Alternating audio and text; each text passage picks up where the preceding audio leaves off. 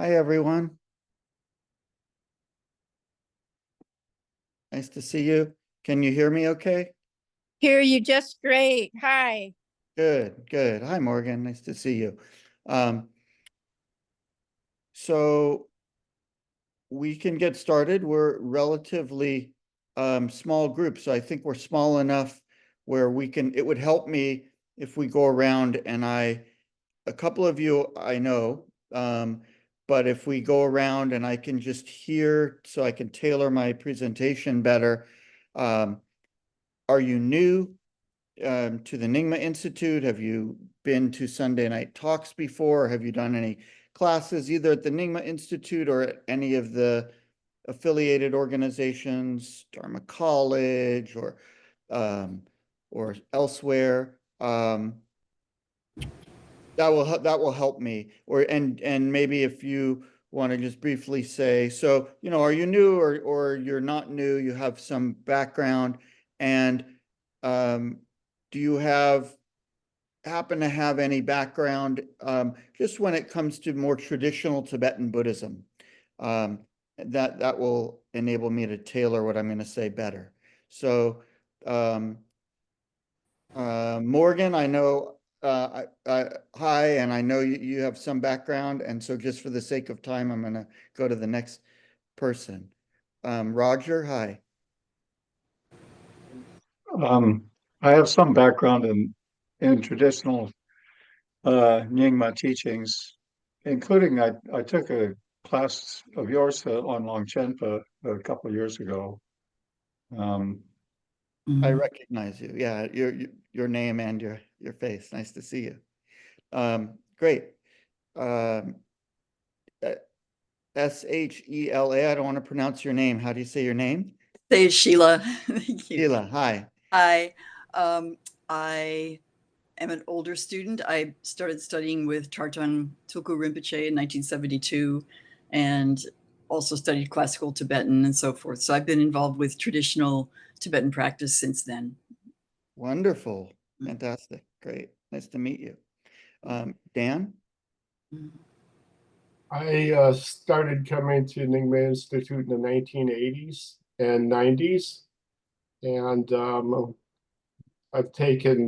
I've watched several Sunday talks, and I've also studied Galupa Tibetan Buddhism. Great. Wonderful. Nice to meet you. Megan? Hi there, can you hear me? Yes, hi.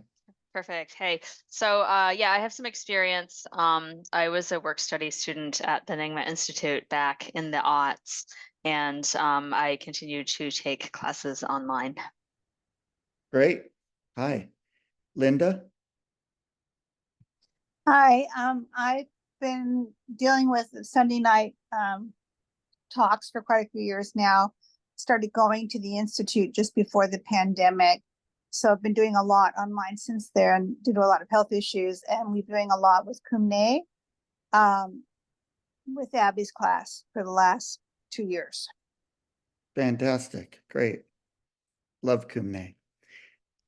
Hi, Wayne. I was just inviting people to let me know so I can best tailor my presentation, whether you happen to have any background with Nyingma Institute or any of the affiliated organizations or not. There's nothing assumed. There's no good or bad with it, but it'll just help me to know. So if you would like to let me know, Wayne, go ahead.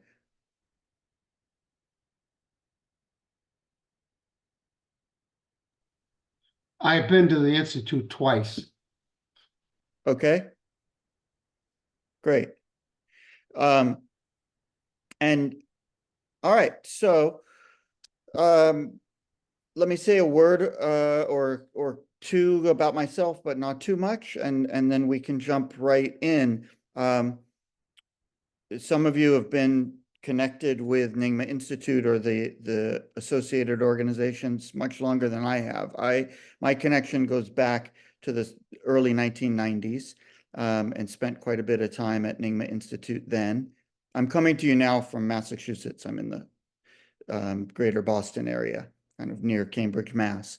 So that's where I am now. But in the 90s, I was at the Institute quite a bit and was able to do a number of the programs that they held then and really benefited from that, and then stayed connected in different ways. And nowadays, I'm on the faculty of Dharma College, which is a related organization of Tarthang Tulku, the teacher who founded Nyingma Institute. And while there's a building for Dharma College in Berkeley, just a couple blocks away from Nyingma Institute, really the offerings for Dharma College are almost entirely online.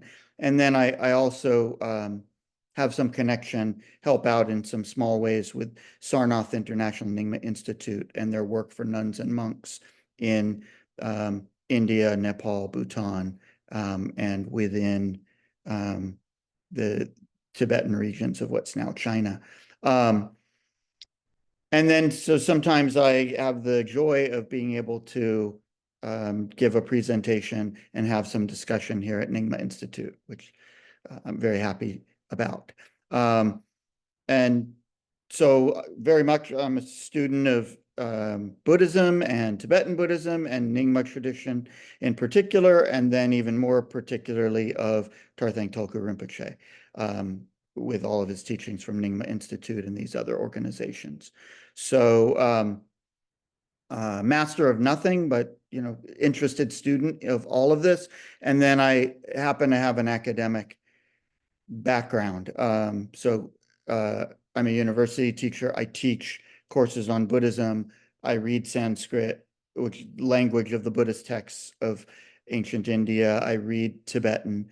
I don't read them fabulously. I'm not the greatest at that, but I do read Sanskrit and Tibetan. And the previous 7 years taught courses on Buddhism at Harvard.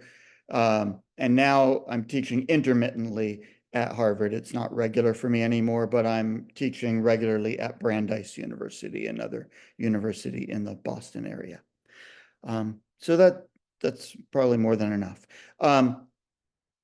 Let's start just by settling in for a moment. Let's feel our bodies. Simply just feel how the body is.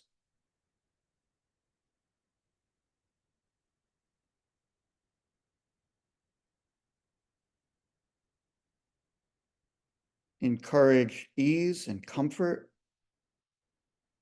Find a posture that allows for greatest ease.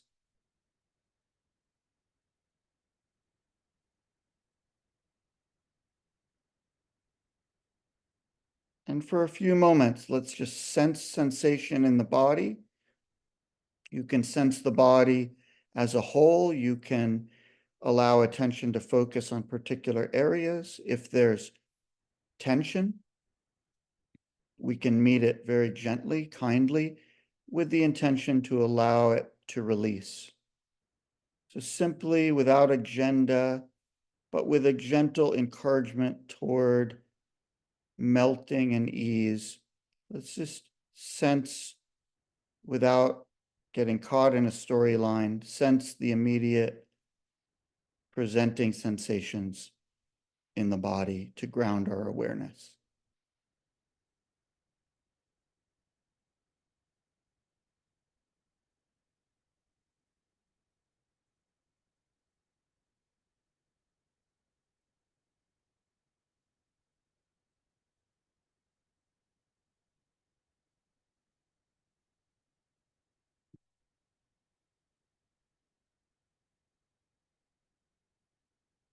And for just a few moments, I'll invite us to set a positive intention. You can listen and you can join in internally in any way that makes sense to you if you wish, or you can merely listen.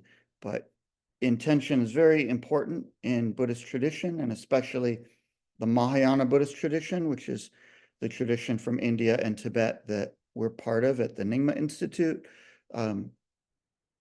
Encouraging and nurturing positive intention is itself a very important practice.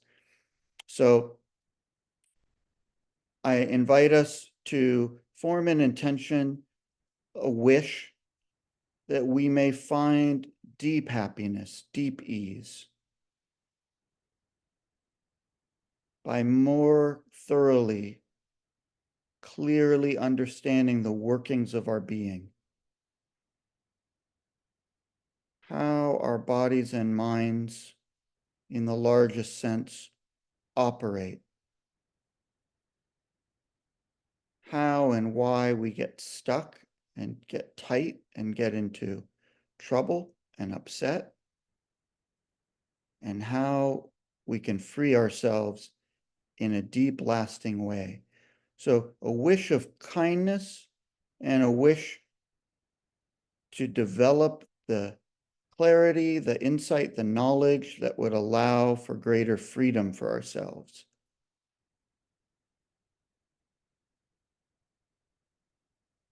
And likewise, everyone is a thinking, feeling, sensing, experiencing being. Everyone wants joy, ease, happiness. No one wants anguish, pain, psychological distress. So let's form a wish that everyone can find well-being and that we could develop a knowledge, a direct realization, a lived understanding that would allow us, like a beacon, to show others the way to freedom once we've found it, so that everyone could be established in freedom. We may not know what that is. We may not know exactly how that could be possible, but the mere wish itself can lead us to search.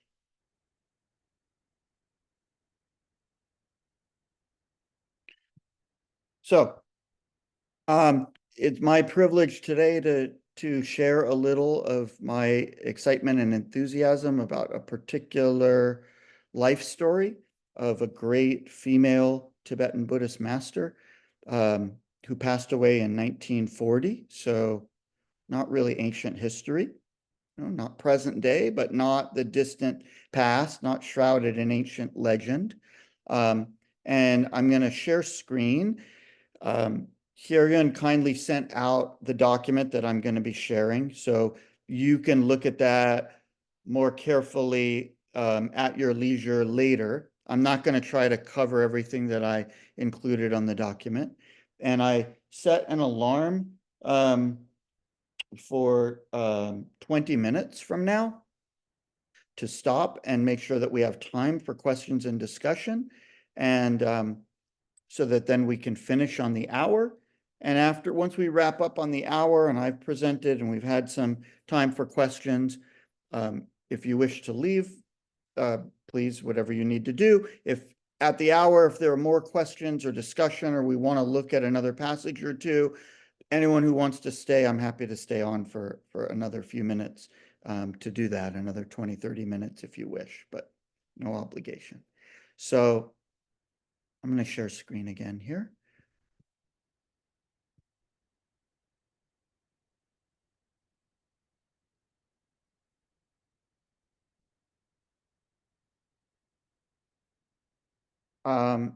And as I said, I'm just going to try to cover parts of what I have here. Sera Kandro is one of the names of this woman about whom I want to talk. That was a name that was given to her really at the very end of her life, because Sera Kandro means the chondro, and in a moment I'll say more about what a chondro is, but the chondro, which is a type of being, or it's a sort of title from Sera. And there are a number of monasteries named Sera in the Tibetan areas, and this is not the large Gelugpa Sera monastery in central Tibet. Rather, this is a Sera monastery that is a much smaller monastery in far eastern Tibetan regions. And so she's the chondro from this monastery. That's what this particular name means. And chondro is a Tibetan word that literally means a female being who travels through space. Female being who travels through space or travels through the sky, or more poetically, a sky dancer. And it's a translation of the Sanskrit word dakini. Dakini. And all of this is on the handout in one place or another. But dakinis are understood in the Buddhist tradition of India, the Mahayana Buddhist tradition, to be feminine embodiments of awakening. And when we say feminine embodiments, that can mean many things. It can mean that they have a woman's body, so they're a human being in a woman's body, and they're an embodiment of awakening or Buddhahood, which means that they've brought out their full positive potential and they've cleared away all negativities for good that would obstruct or get in the way of their positive potential. So positive potentials being boundless love, boundless freedom, fearlessness, non-attachment, caring, etc., other virtues. This is an image of Sera Kandro. As far as I know, we don't have a photo. When I was looking online, I did see a place where they were showing a photo, but I didn't know if it was authentic.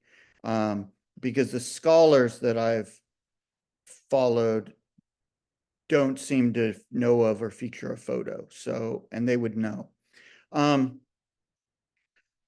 She had lots of different names, as many great Tibetan figures happen to have. But for most of her life, it's the first name that was the common one, Dewe Dorje, which means like blissful Vajra, blissful, indestructible diamond light.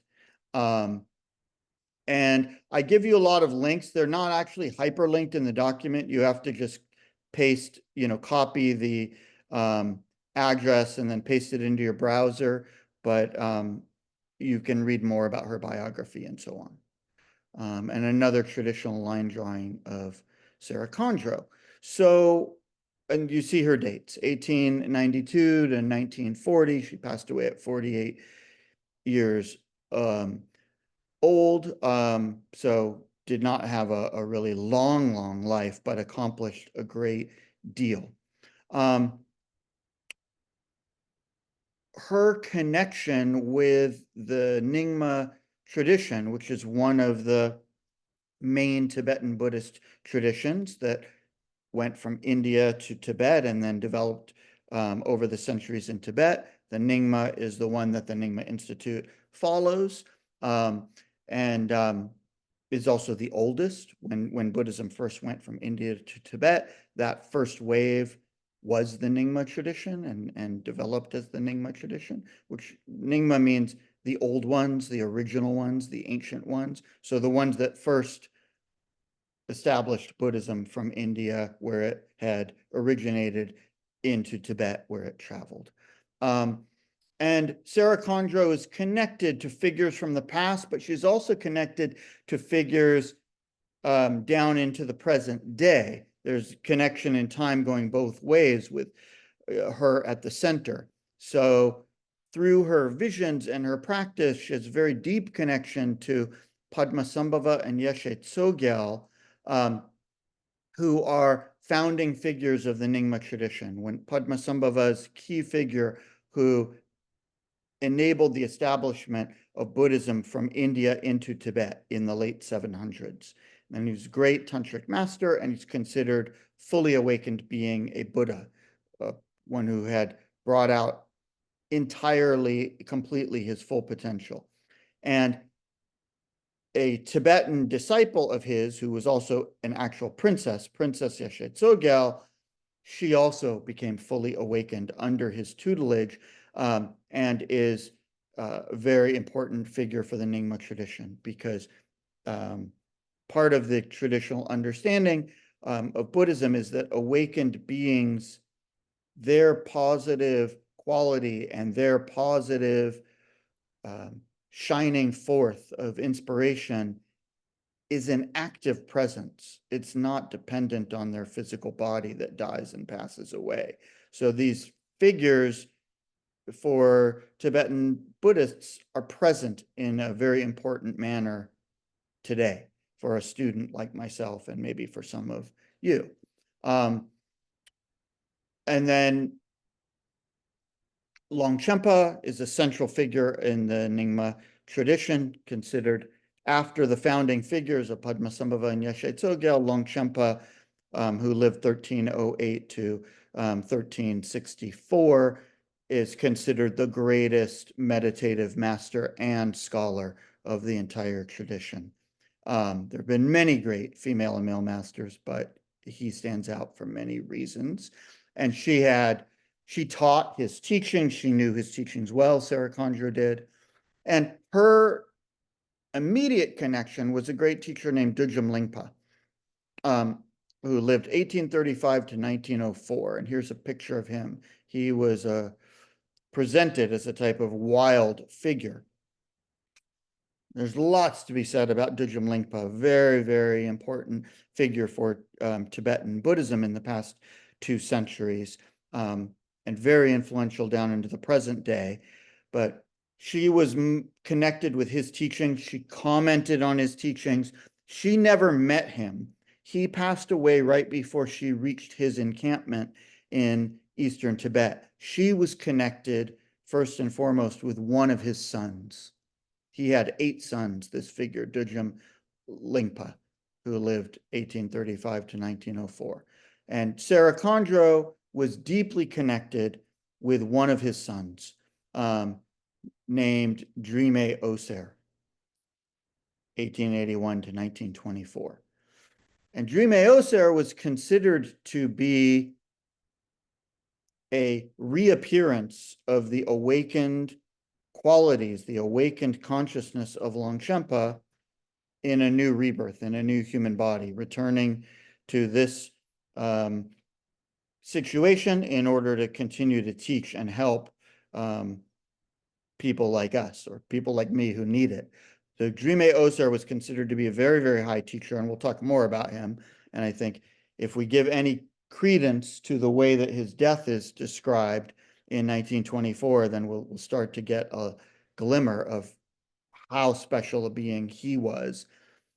And all of these, I want to get to Sera Kandro, so I don't want to talk too long about the connections, but the connections are very important. All of these figures have importance down into the present day. Dudjom Lingpa, who was the father of Sera Kandro's partner, Drime Oser, he was understood to be reborn as Dudjom Rinpoche, who was the most important, or one of a handful of the most important figures of the whole Nyingma tradition in the present day, and who passed in 1987. And when the communists invaded Tibet and many Tibetans had to go into exile in Nepal and India, then Dudjom Rinpoche was asked to lead the Nyingma tradition. There had never been a leader before, but the tradition was in danger of falling apart in the chaos of exile with all of the refugee situation. And so when everyone got together and said, we need a leader, they asked Dudjom Rinpoche to lead them because he was considered to be the most highly realized being at that time. So that's the rebirth, 1904 to 1987, of Dudjom Lingpa. And Dudjom Rinpoche received all of the teachings of Sera Kandro from another one of Sera Kandro's disciples. And Dudjom Rinpoche's teachings and tradition are very widespread today. He's one of Tarthang Tolku's many teachers, Tarthang Tolku being the founder of Nyingma Institute. Dudjom Rinpoche is one of his teachers. Dudjom Rinpoche visited Nyingma Institute, visited Odeon, the center in Northern California, a couple hours north of Berkeley, where Tarthang Tolku resides today. Dudjom Rinpoche was there while he visited America. And his tradition is very widespread today. And so that is one of the reasons that Sera Kandro's tradition also continues to be widespread today. And I'll let you read more about Drime Oser. his rebirth was very, very important in the present day too. And there's an interesting story there. His rebirth was Tinley Norbu, who was a great, great master who passed in 2011 and was the son of Dudjom Rinpoche. Anyway, I won't go too much into these connections. It can get a little confusing. But one or two more to bring us down to the present day. One disciple of Sera Kandro was a person named Choktrul Rinpoche. And Choktrul Sangye Dorje Rinpoche was a great master. His dates, that's not a typo. He passed away at 102 in 2015. And when he passed away, he was considered the greatest living Nyingma master, widely by most Nyingma students and masters. This is a picture of Choktrul Rinpoche, Sera Kandro's student, when he was young, a wandering ascetic. This is a picture when he's a bit older of Choktrul Rinpoche. And so he received teachings directly from Sera Kandro twice, when he was very young, and then later, a little bit before she died, he received teachings from her again. He passed those teachings on to Dudjom Rinpoche, who then became the head of the Nyingma tradition. This is a picture where Choktrul Rinpoche, this important student of Sera Kandro's, on the left. In the middle is Dudjom Rinpoche, and on the far right is Dilgo Khyentse. So three of the most important Nyingma teachers of the last 100 years. And to bring this full circle, Choktrul Rinpoche is the main teacher of Lama Palsang, who is dean of Nyingma Institute, and also a key teacher of Pema Gelek, who is the other dean of the Nyingma Institute. And of course, Lama Palsang and Pema are married, right? And so Lama Palsang did 3-year retreat under the direct guidance of Choktrul Rinpoche. So Sera Kandro's teachings that went to Choktrul Rinpoche live on in Lama Palsang and Pema and others of his students, right? So there's a direct connection between the Nyingma Institute and Sera Kandro. So we talk another 10, 15 minutes, and then we can have some questions. And I want to bring up a couple passages about Sera Kandro. But a few things about Sera Kandro's life. With her life story, there are many hardships that she undergoes. So it's really eye-opening to learn about her life story. And I'm going to, in a moment, point you to 2 books that wonderfully present her life story. Sera Kandro wrote 2 autobiographies, a short autobiography and then a very extensive, long autobiography. And one of the books that I'm going to point you to, that's down on the handout, has translations of very substantial excerpts from Sera Kandro's longer autobiography. I also give you a link to her shorter autobiography, which is fully translated. It's quite short. And her longer autobiography is in the process of being translated in full. And I give you information about that down below. I don't know exactly when it's going to be coming out, but possibly within the next year or 2, it will be published, the whole thing. So it will be hundreds and hundreds of pages of long, just the translation of her autobiography, very detailed. So we have a lot of information about her life from that. And then she also wrote a biography of her partner and teacher, Drime Oser, this son of Dudjom Lingpa, whom I mentioned. He was her teacher, but she was his teacher too. He called her his Lama, his teacher, and she called him her Lama. So they both taught each other. They really considered each other as equals, not one as higher over the other. And as we'll learn, as partners in a loving relationship and as Dharma figures, it's understood in the tradition that Drime Oser and Sera Kandro achieved full awakening together through their practices together as a pair. And we'll look at some passages about that.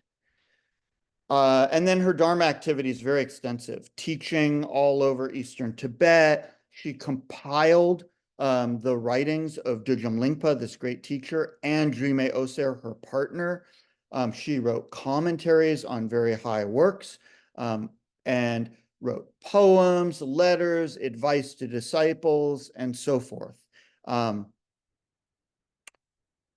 So then some details. Oh, by the way, here's Chakchor Rinpoche, and this is one of his daughters. This is Saraswati, and she is very much alive today.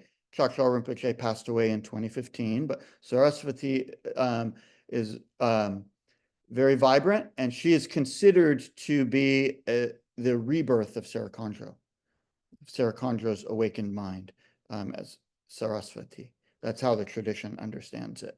She's very active in Asia and deeply, deeply respected. This book, Love and Liberation, by Sarah Jacobi, is the best source that we have in English on Sera Kandro's life. And this is where substantial parts of her autobiography are translated. And Sera Jacobi is the one who's in the process of translating the full long autobiography. Sera Jacobi received the transmission of this autobiography directly from Chakchor Rinpoche, received permission to translate it and so forth from him as the holder of this tradition. She's a great scholar. And I link a number of her talks down below in this document that you could go to. Very accessible, very interesting, not like dry scholarship, but scholarship that is meaningful for people interested in spirituality like ourselves and people who just care about the world. The other great book about Sera Kandro is this one, A Dakini's Council by Christina Monson, which was just published. Oh, I hesitate, because I know our time is short, but there's a little anecdote that I think is really important that I want to tell before we look at Sera Kandro's writings. Christina Monson, who translated this new book, which is a wonderful book, she was a direct disciple, Christina, of Chakchor Rinpoche. She lived most of her life in Nepal, and she served as his translator. She was fluent in Tibetan, could both translate the writing, but could translated teachings for Chakchor Rinpoche. Whenever he needed to communicate in English, she would serve as his translator. And Christina was American. She grew up in California. She went to Brown University. Okay. And so just, grew up as an ordinary person, similar to ourselves. And Christina was a very deep Dharma student of Chakchor Rinpoche, very devoted, because he was an uncompromising teacher. He could be a bit fierce in his adherence to caring about the spiritual teachings. Chakchor Rinpoche could. So for him to accept her as a disciple says a lot. And when he praises her, which he does in a number of his writings, that says a lot. And what I wanted to say about Christina is not only is she a great translator and a great Dharma student, but very sadly, about a year ago, in November of 2023, Christina died of cancer. And the reason I mention this is the following, is I happen to know Christina's sister, Liz Monson, who is a very prominent Dharma teacher on the East Coast. Okay. So Christina was a big Dharma student, and her younger sister, Liz, is a major teacher on the East Coast. She co-runs one of the biggest Dharma centers on the East Coast, Nyingma Kagyu Dharma Center. And Liz and I did our PhDs in Buddhism together at Harvard. So that's how I know Liz, Christina's sister. So Christina passed away in November of last year in California in her family home of cancer, breast cancer. Liz was with her. A number of other people were with her. When Christina died, I wasn't there, so I'm reporting, but this is widely reported. And as I say, I know Liz, she's PhD, peer of mine. When Christina died a year ago, having spent decades practicing the teachings of Sera Kandro, Christina remained sitting in meditation when her breath stopped and her brain activity stopped, with her heart center warm, absorbed in the ultimate nature of her consciousness for 3 days before her mind left her body. This is a phenomenon called tukdam in Tibetan Buddhism. And this is well known in Tibetan Buddhism, that people who are deeply realized in the teachings, at the time of death, in certain cases, they absorb their mind into the deepest nature of consciousness. They rest in the heart center. It's warm. Their body doesn't decay. Their skin doesn't become rigid. They remain supple. They can remain sitting in meditation posture, sometimes for, a day, sometimes maybe for a week. In Christina's case, 3 days, which is quite a long time. And there's warmth at the heart center.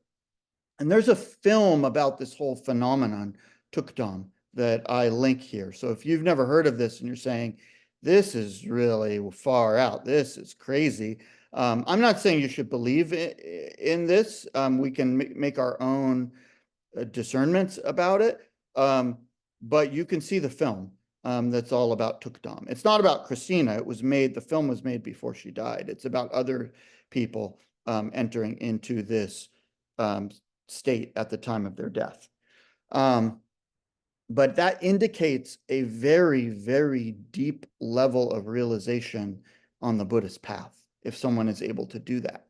And the reason I wanted to mention that is some of you are longtime practitioners and practicing since the 70s or the 80s. So whether you're a long time or whether you're new, here's an American woman, went to college, wasn't like trained in the Dharma from age 5.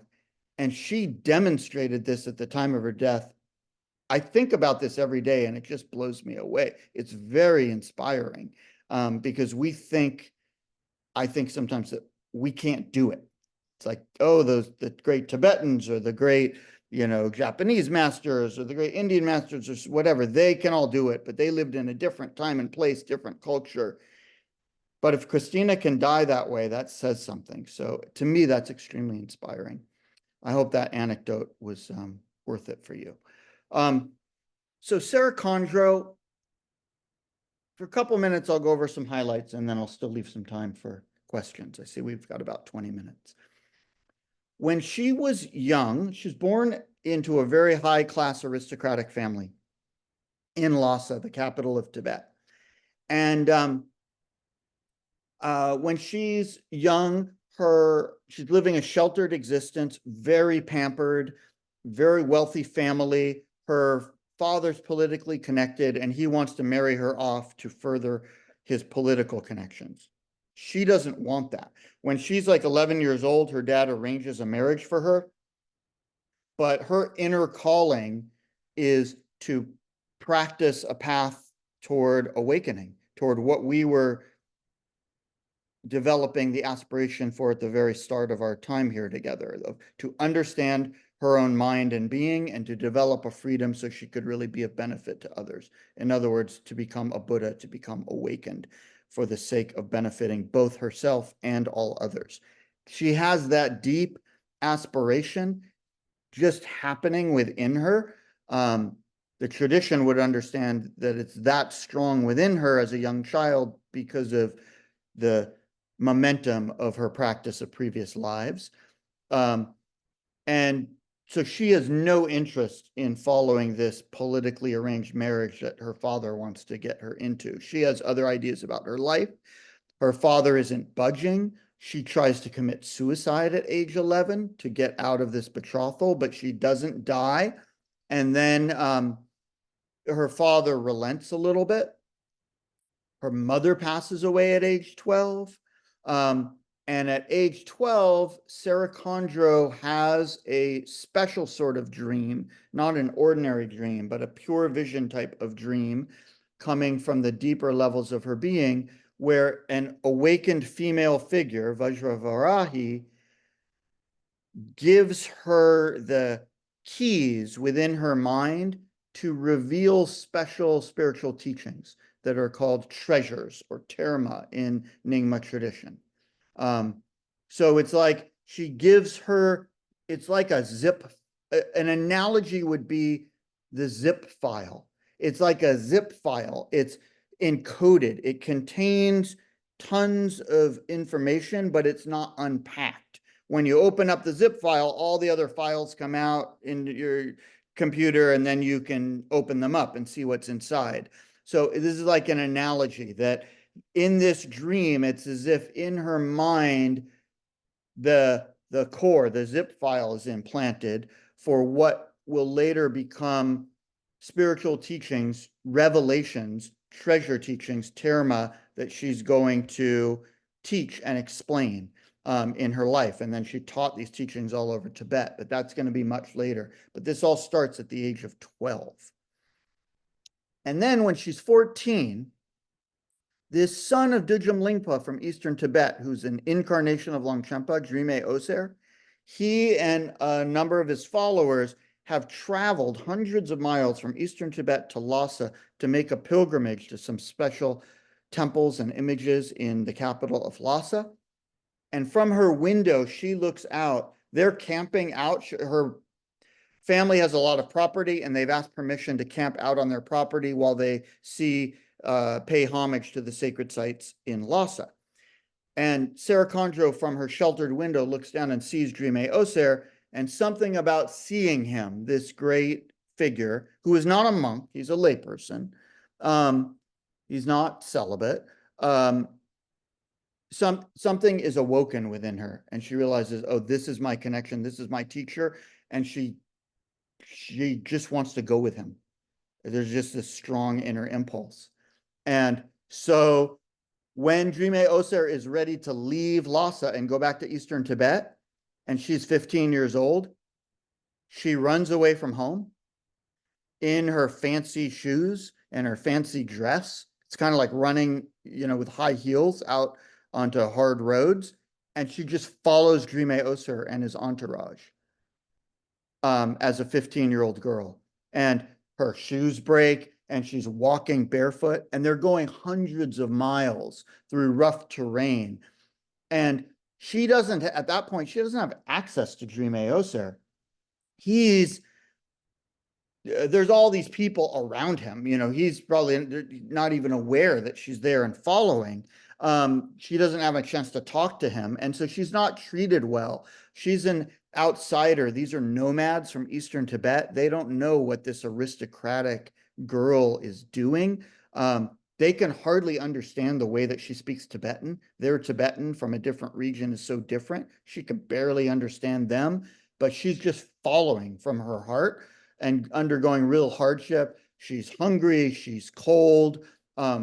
They give her enough to survive, but she's not well treated. And then when she gets to Eastern Tibet, to their encampment, this girl who was pampered all of her life, she has to go to work doing hard manual labor,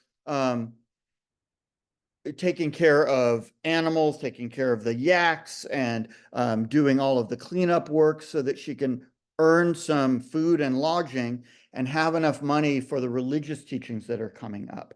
And then the religious teachings come up when she's 16, and she receives teachings from Drime Oser, this great teacher that she followed, in a huge gathering. Again, he's not aware of her at this point, really. There's hundreds and hundreds of people there, but she receives a lot of the highest teachings of the Nyingma tradition directly from him at that young age.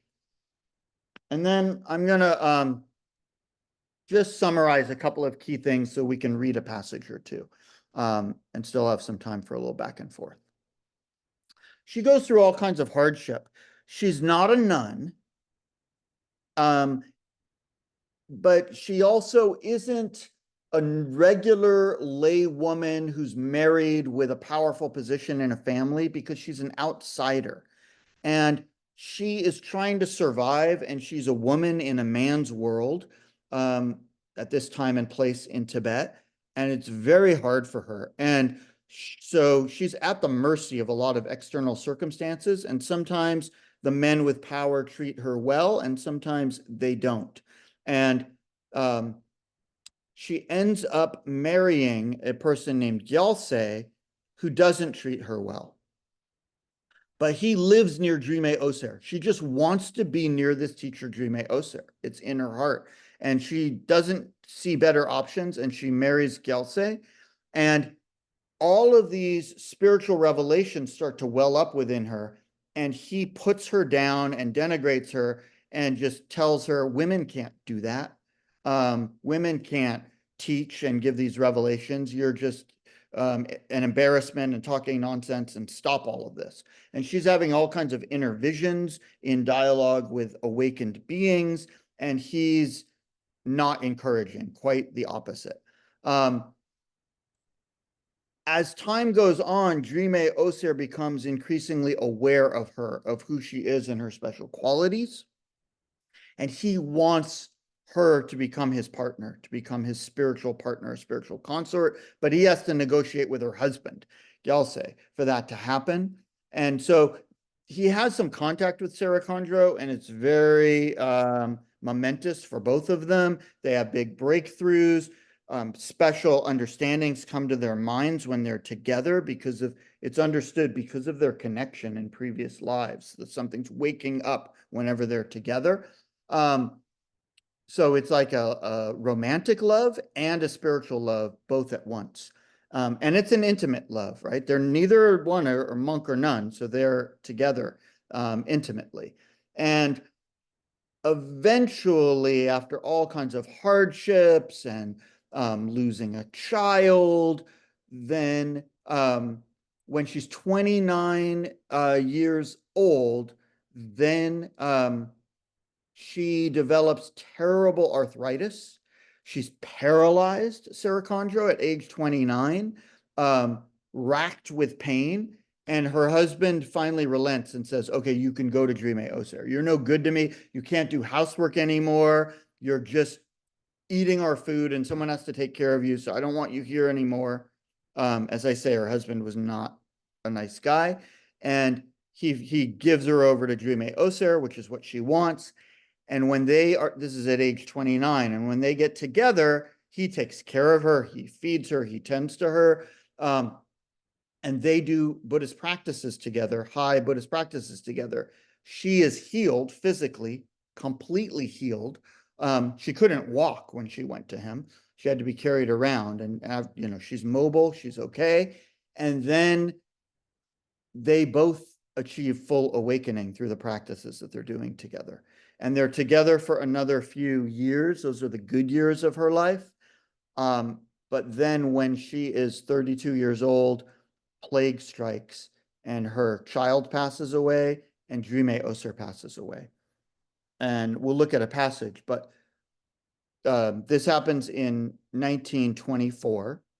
So it's not ancient history. And there were a bunch of people around when Drime Oser passed, not just Sera Kandro. Many people were there when he passed. She was physically right next to him. He had his hand on her head, as it's told in the autobiography. And there were people there around who also told about this to Chachol Rinpoche and so on. We have verbal sources of witnesses, not just the biography and autobiographical sources. But however you might take this, it is said that when Drime Oser passed, he instantaneously dissolved his entire physical body into space, which is a sign of extremely high spiritual realization in the Nyingma tradition. Extremely high. But he was considered a great spiritual being, an incarnation of Longchenpa. So for adherents of the Nyingma tradition, that's not unfathomable, and it's not a surprise. And then the person that was understood to be Drime Oser's immediate rebirth, Tinli Norbu, was one of the greatest masters of the modern day, who passed in 2011. So again, everyone has to take that as we take it, but these are stories that are very inspiring to me as a scholar and student immersed in this tradition. And then after he passed, she was grieving terribly, but she eventually got over that and she became a really prominent teacher all throughout Eastern Tibet. And at the end of her life, she had to go back to the place where she was so mistreated and where everyone had looked upon her with contempt and forced her to do all the menial jobs and scoffed at the idea that she was a revealer of spiritual treasures.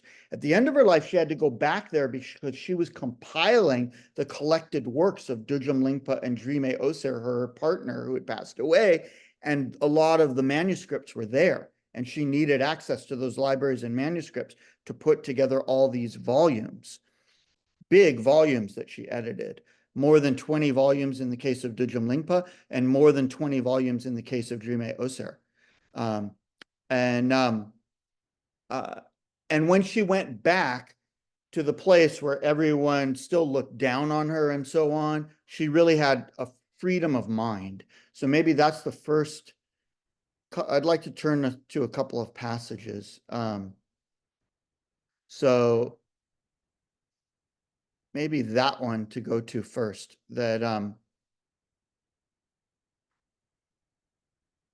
1929, 37 years old, she goes back to this community where everyone had treated her so badly.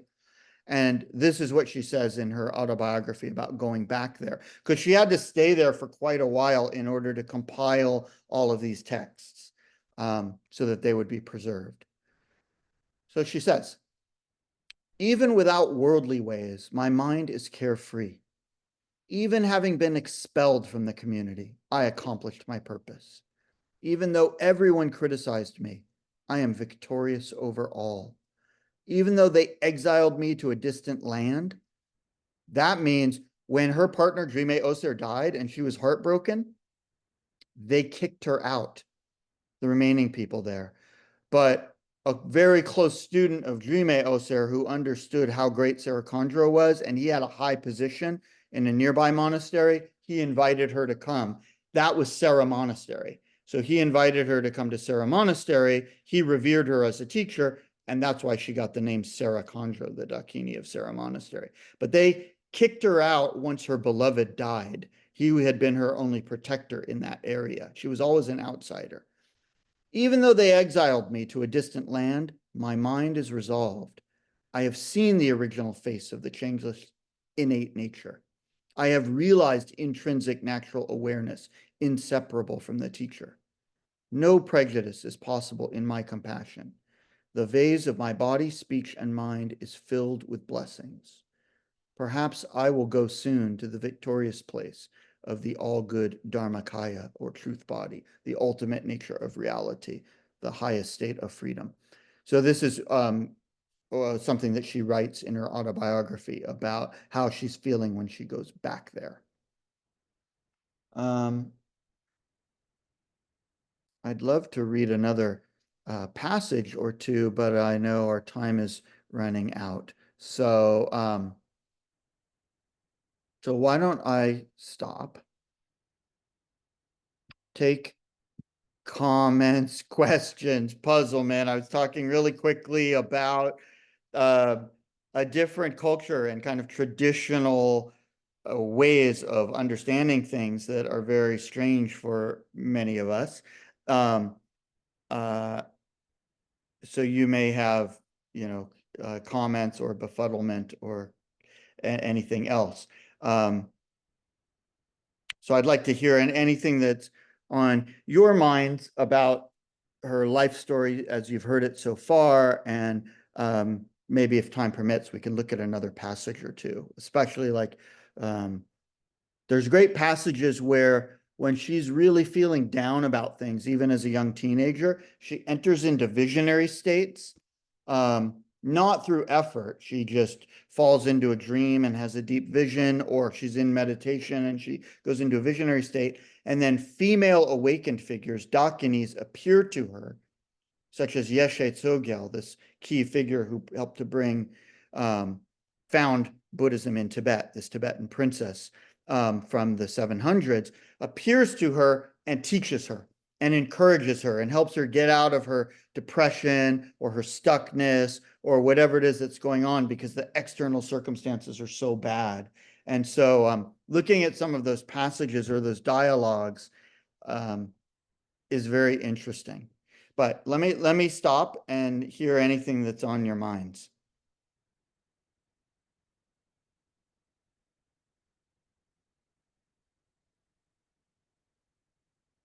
Is this too far out to even have a comment or questions? I actually have, comment. oh. Oh, go ahead. No, go ahead, please. Oh, no, sorry. I didn't have a question or comment. I just wanted to say thank you very much for the talk. It's been delightful.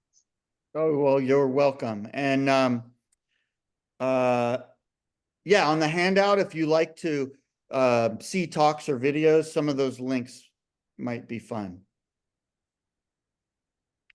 Morgan, did you have something that you were going to say? Yeah, I just find that all of this really, really inspiring, and actually kind of confirming, because I hear people in TSK groups, etc., just dreaming and yearning to have this all harmonious, perfect little human life. And I'm all the time going, the times I have grown have not been that way. The times I've grown the most have been really hard challenges, but I cherish them because I let go of stuff. I move forward, I expand. So I mean, this is just delightful all the way along, because well, it's been coming to me lately that when a bird has to, or a chicken, come out of its shell, it really has to work really hard to peck out of that shell. And I feel like it's akin to that, yeah, it's a struggle if you want to just go with the flow of this human life that's laid out that way. It has its bumps. I don't know, it's a different thing. But if you want to really grow and follow a spiritual path, it's not suggesting that you're going to have a bed of roses. And I point out, when people say that, I point out, how do you think Rinpoche's life was as he was leaving in Tibet and all of that? Do you think that was all, it's anyway, I just find that really inspiring, that she was not put off. She stayed focused and true to her inner voice and her inner light, that when she said, okay, this is it, and she did not let go. I love that. So thank you. Awesome. Yeah, that, I mean, this book that I linked, and I showed the picture of the book, and I gave you a link of like where to find it, but you just can get it on Amazon. That is one of the big things that comes through when we read a life story like this, is that these hard times, they can break us. Like, we can become bitter or angry or jaded or like withdrawn, I don't care, when we really face all these hard times in our lives, which inevitably most of us do. And what is so inspiring about reading an actual life story with all the details of a real person is to see how it is hard for her. It's not like she's like awakened from the start. She has all this deep spiritual potential, but the hardships are still hard. When people mistreat her, it's still hard. When, physically she's forced to do hard labor all the time, and she's cold and she's hungry, and people look down on her, and and she knows in her heart that actually her inner qualities are far more wonderful than theirs, but they're just continually looking down on her. It is hard in various ways for her, but rather than being broken, it's just what you say, Morgan. She uses it for growth, but it's not always instant, and it's not always easy. And that's where these dialogues with these Dakinis, these awakened female figures, come to the fore, is when she's really kind of down and out.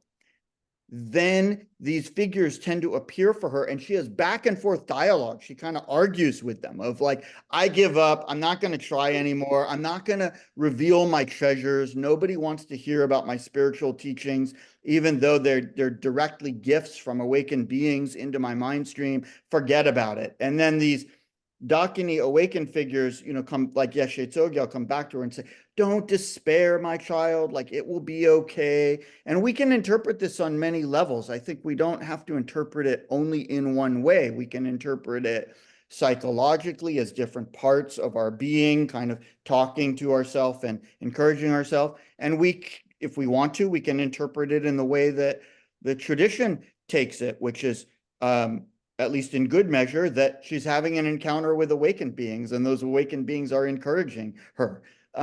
It could be either or, it could be both at once. There's other possibilities, but however we read it, it's one thing to read abstract teachings with all these abstract ideals, but when we read an actual life story, that's where the rubber meets the road, and then we can really draw some lessons for our own lives. So I'm a big fan of reading life stories, Tibetan Buddhist life stories and biographies, autobiographies. I think we learn a lot from it.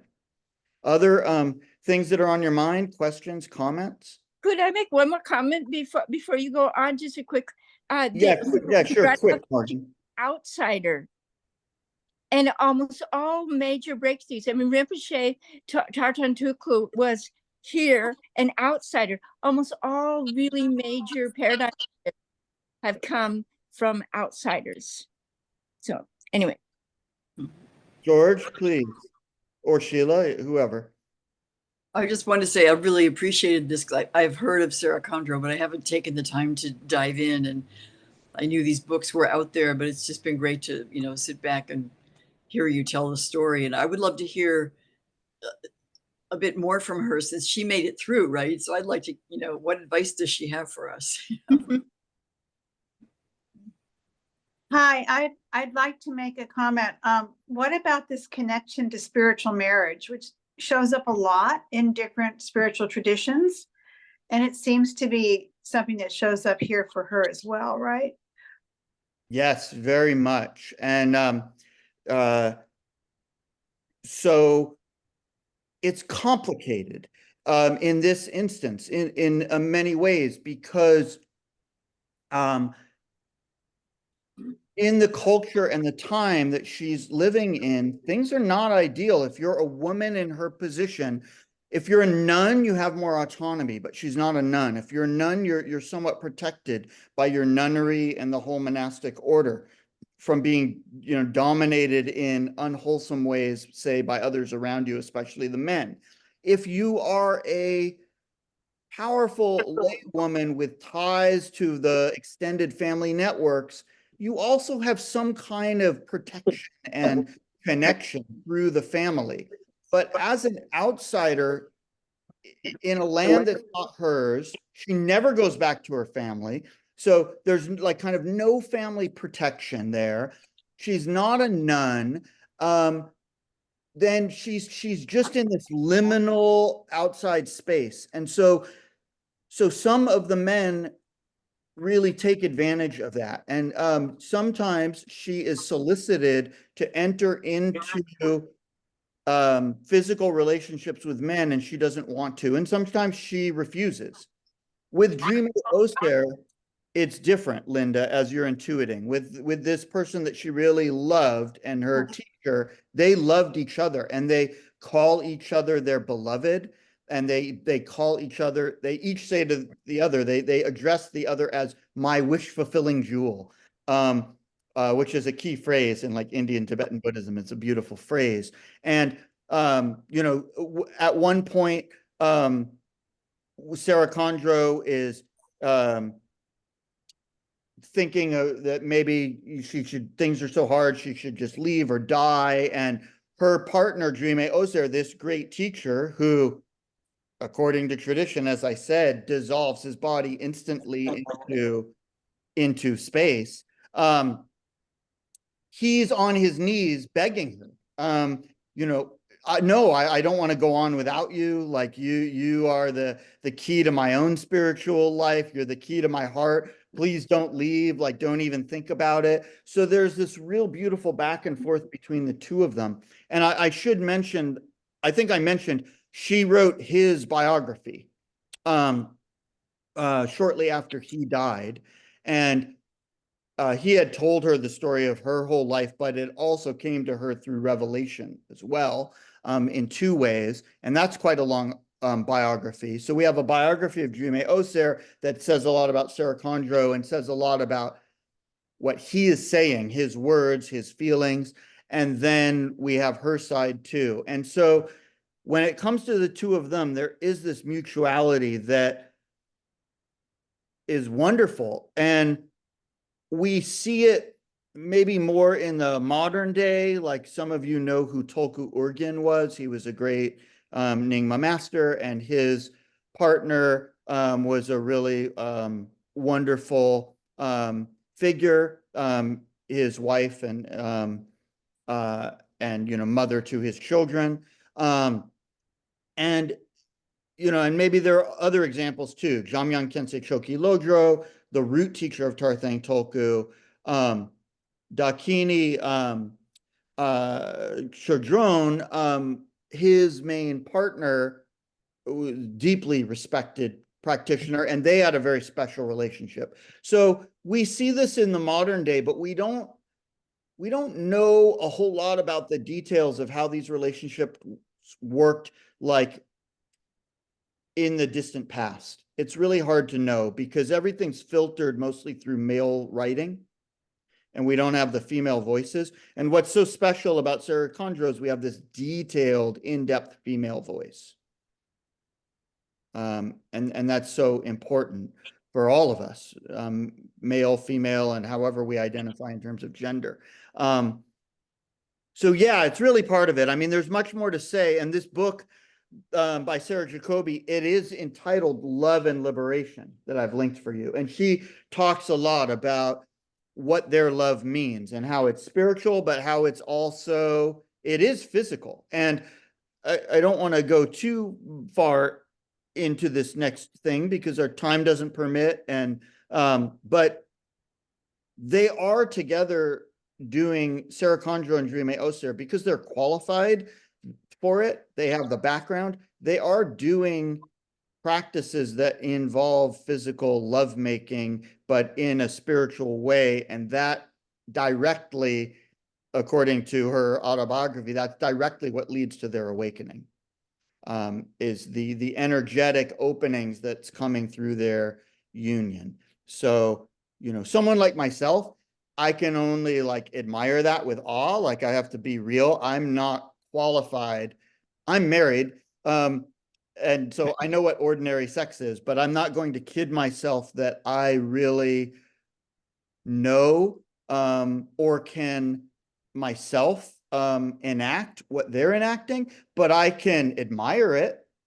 I can look up to it, without kidding myself that I'm in a place where I'm really able to do that. But maybe some of you can, I don't know. That's not for me to say.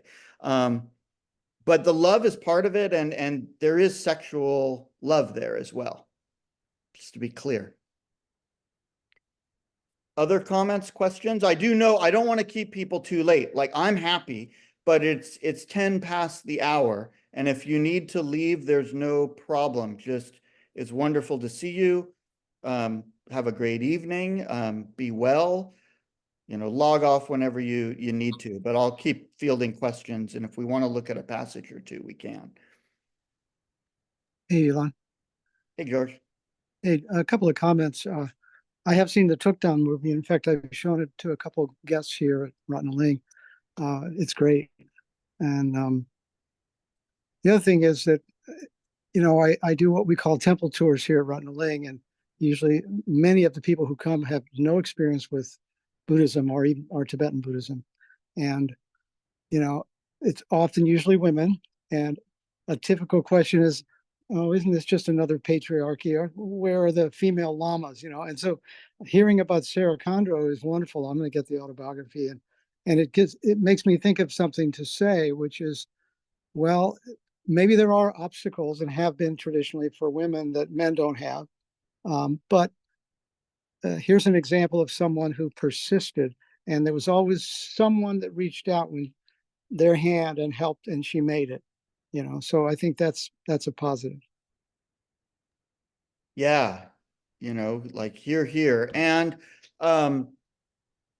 we are obviously, we're in a different time and place.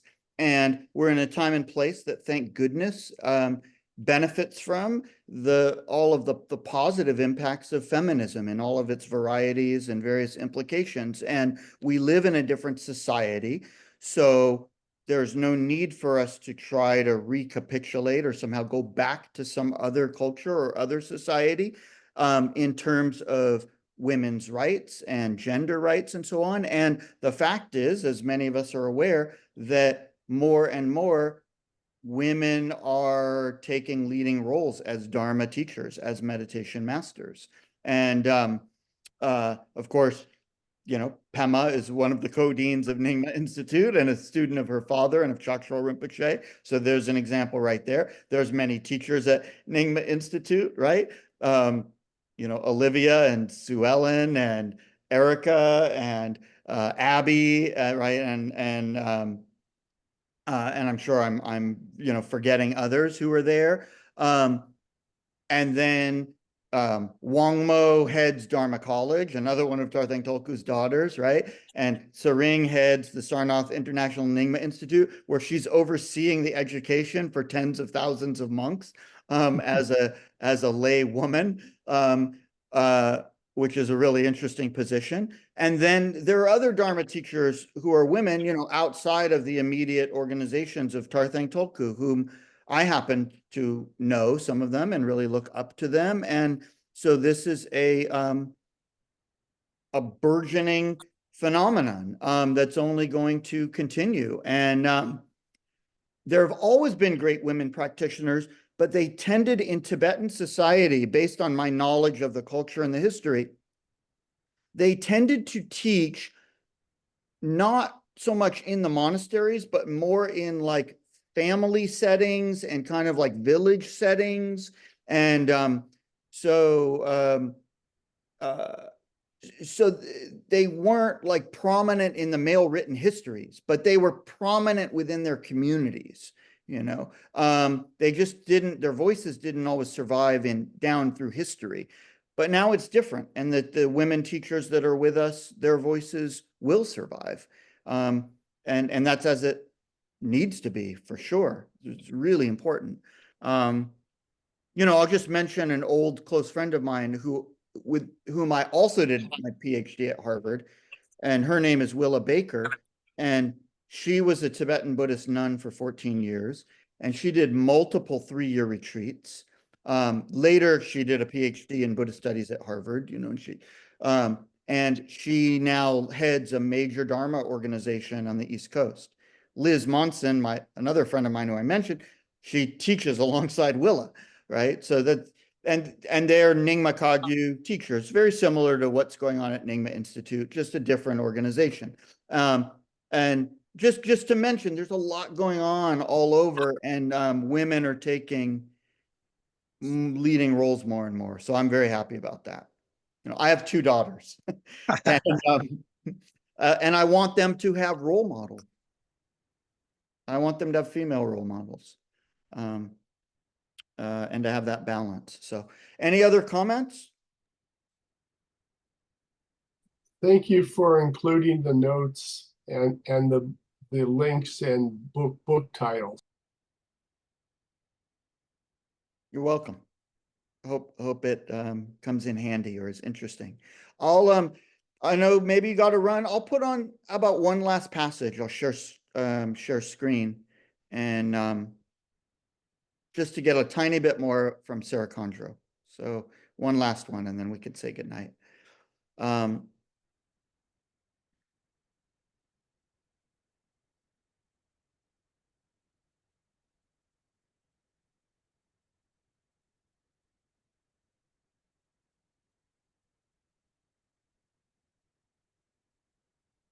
So how about one when she's young?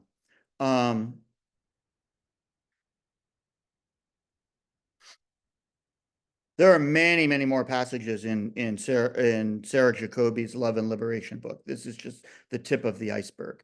But we'll do one when she's young. When she's 17, she was asked to go help a very great teacher, and through her presence to help prolong his life force. And it was understood that if she could be with him, that, and she wanted to, that he would overcome obstacles to his life and live much longer. But there was so much jealousy about this young 16, about to turn 17-year-old, gaining access to this prominent teacher. In the inner circle of this teacher, there was so much jealousy and competition, they didn't let her come. And he died. And so then she became very downcast. She's like, wow, nobody wants my treasures. Nobody wants me to come and help them. What am I doing? It's like, well, what am I doing here in Eastern Tibet? And so she's really in despair and thinking just about giving up. And she has a vision. And Yeshe Tsogyal, this key awakened feminine figure in the Nyingma tradition from the 700s, appears to her. So Yeshe Tsogyal says, "Noble woman, how is it going with benefiting beings? Have you had great difficulties in the world? Have you grasped on to the illusory place in which you live as real? Isn't that what's happening to you?" She's sort of chiding her. Aren't you like too stuck on taking everything so seriously and so real and not in tune with the fluid, flexible nature of ultimate truth that you're getting stuck by these hardships? Yeshe Tsogyal's kind of pointing out, this is your problem. When she said this, thinking of the suffering I felt coming from my land and the suffering I had experienced since arriving in Eastern Tibet, I bowed before the feet of the lady and offered these words. Alas, lady endowed with eyes of the treasury of primordial wisdom, I, this lowly woman, will tell you a bit about my circumstances. So she's going to vent now a little bit, right? But it's interesting to see how we can get ourselves out of a rut. From the time I was 7, Dakinis took care of me. They reassured me in reality, in visions, and in dreams. From the time I was 11, the master, the accomplished awareness holder, Saraha. Saraha was one of the greatest tantric figures of India from around the 9 or 1000s. And he appears in many visions of Buddhist adepts. So he had appeared to Sera Kandro. From the time I was 11, Saraha appeared to me and took care of me and bestowed ripening empowerments and liberating instructions upon me. So in visions, she's receiving teachings from this great Indian master from 1,000 years ago. When I reached the age of 12, I obtained the genuine prophetic guide of the Dakini's oral transmission, Profound Treasure. This means all of these spiritual teachings meant to be especially appropriate and potent for nowadays, based on teachings of feminine awakened figures, of Dakinis. I had said they appeared, this was my zip file analogy, they appeared in her mind and then later she would unpack them, that this started at the age of 12. And from the time I was 13, I exerted myself only in benefiting others. At 14, in accord with the Dakini's command, I came eastward to the land of Eastern Tibet, which is like the demon's island. This is what she thinks of Eastern Tibet, you know, because she dialogued inwardly with Dakinis when she was thinking of leaving home and just running after the entourage, the caravan going back to Eastern Tibet. So that's why she says it's in accordance with the Dakini's command. It's like, hey, Dakinis, you told me to go follow him. And now it's like a demon's place. Not dying, while living, I experienced the suffering of hell. Although it was possible that in time karmic connections and former aspirations, meaning from previous lifetimes, would come together, suddenly, on account of demons, they went away again and again. Someone like me in a demonic land without virtue can forget about benefiting beings. So she's saying, you know, I had all these like Dharma potential. It was amazing when I was young. And now I'm just downcast and I can't help anyone and just forget about it, right? I didn't benefit myself and others. I did not accomplish the Dakini's orders. Because one cannot see or hear of someone with karma as bad as mine, I won't go to the realm of the world. She's saying, I'm not going to try to act anymore. I'm just not going to try to help. I'm checking out. Saying this, I cried. The Dakini Yeshe Tsogyal said, listen, O one with fortunate karmic connections, don't be saddened by this illusory land. Adhere to the stronghold of changeless awareness. So she's pointing, Sera Kandro, to something deeper. You're looking at this the wrong way. You're too caught on the superficial side of it.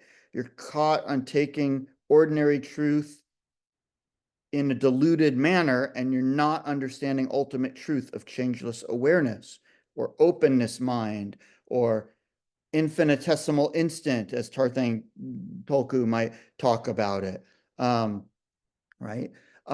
Happiness and suffering are like a dream city.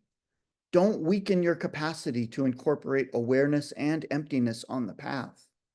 Realize that all mental fluctuations of happiness and suffering are luminous and empty awareness. Hey, you, one who has a karmic connection of being a messenger of the Dakinis, even though they don't want you to do it, you must benefit beings. You must not break the seal of secrecy of the profound treasure. So she tells her it's not yet time to teach the treasure teachings, right? Sera Kandro's 16, just turned 17 right here. From now on, if you rely on the essential point of auspicious connections, you will definitely obtain the jewel of benefiting yourself and others. We're almost done. Having said this, Yeshe Tsogyal gave me a full skull cup. This is a tantric implement, a skull that's been hollowed out, filled with a special liquid, and said, drink every drop of this, because this is the Dakini's accomplishment substance. It's a special substance blessed through tantric ritual. It is certain that you will effortlessly know everything there is to be known. And she drinks it, and then she feels rejuvenated and uplifted, and she keeps trying. So, so anyway, I just thought that's a nice example of a young person digging herself out of a hole. Huh? Well, look, it's been a privilege to share with you and be together. Thanks for tuning in. I hope that you might take a look at the courses at Nyingma Institute. I went on and refreshed my knowledge today of all of the current courses and what's going on. I wish I could take them all. They look so great. All kinds of programs, short-term and long-term. I see that there's a 3-year program on the Lotus Trilogy that's starting in a couple of weeks. But of course, there's much shorter term practices and body-based kumne and practices that have to do with the mind. And Lama Palsang is teaching some advanced meditation classes and things related to Lama Mipam. So there's a whole variety of things at Nyingma Institute. So I hope you check out their classes and find things that might work for you and take good care. Thank you so much. Thank you. Welcome. Thanks, everybody. Yeah, thanks. This was great. This was wonderful. And yeah, and I thank you for referring to the Nyingma classes. I'm in the seminar, the Lotus seminar, but 3-year one, that's definitely cool. Thank you. That's great, Morgan. Yeah. See you later.